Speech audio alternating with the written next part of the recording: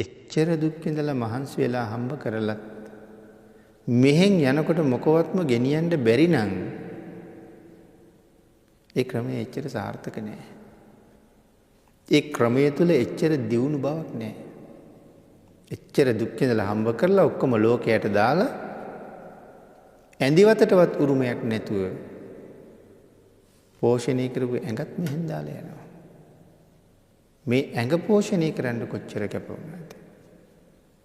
නිකන් හිතලා බලන්නකෝ අවුරුදු 25ක් 30ක් 35ක් වෙනකොට හාල් බුසල් කීයක්ම කණ්ඩ දීලා තියෙනවද කියලා. එළවලු ගෝනි කීයක් කණ්ඩ දුන්නද කියලා. එහෙම පෝෂණය කරපු ඇඟ ඒකත් මෙහෙ දාලා යන්නේ. ඒතර මෙලවින් යනකොට ගෙනියන මොකවත්ම නැහැ. ඇත්තටම මොකවත් නැද්ද ගෙනියන්නේ.